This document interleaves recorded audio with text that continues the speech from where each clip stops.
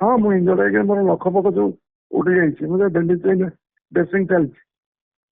ସେ ଯୋଉ ଘଟଣା ହଉଛି ଯେ କୌଣସି ମତେ ମହାପ୍ରଭୁଙ୍କର ନୀତି ରୀତିରେ ଯୋଉମାନେ ନୀତି ପ୍ରଶାସକ ଥିଲେ ତା ନୀତି ଯୋଉ ଜିନିଷ ସେଇଟା ସମ୍ପୂର୍ଣ୍ଣ ଭାବରେ ଅବହେଳା ହେଲା। ଦୀର୍ଘ 10 ବର୍ଷ ଧରି କାର୍ଯ୍ୟ ଚାଲି ରହିଛି।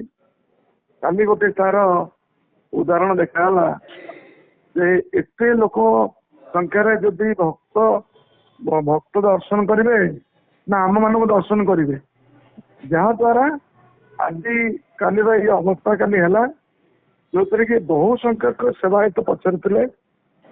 ସାମ୍ନାରେ ସବୁଠୁ ଅସୁବିଧା ହେଲା ଆପଣଙ୍କର ଯେ ମୋର ତ ଗୋଡ ବି ନଷ୍ଟ ହେଇଯାଇଛି।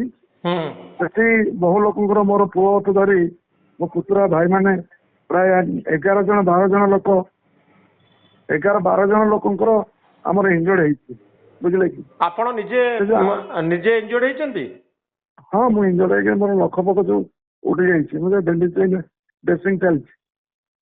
ସେ ଯୋଉ ଘଟଣା ହଉଛି ଯେ କୌଣସି ମତେ ମହାପ୍ରଭୁଙ୍କର ନୀତି ରୀତିରେ ଯୋଉମାନେ ନୀତି ପ୍ରଶାସକ ଥିଲେ ତା ନୀତି ଯୋଉ ଜିନିଷ ସେଇଟା ସମ୍ପୂର୍ଣ୍ଣ ଭାବରେ ଅବହେଳା ହେଲା।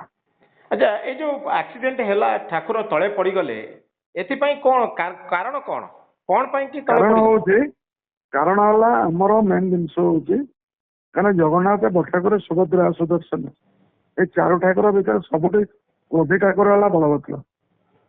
ସେ ଗୋଟେ ସେକେଣ୍ଡ କୋଉ ଜିନିଷରେ କମ୍ପ୍ରମାଇଜ କରନ୍ତି ନାହିଁ। ଆକ୍ଚୁଆଲି ଘଟଣା କଣ ହେଲା, ଯେତେବେଳେ ବଡ଼ଠାକୁରଙ୍କୁ ଖୋଲା ହେଇଗଲା ପୂର୍ବରୁ ସବୁ ଜିନିଷ ରହିବା ଦରକାର ଥିଲା।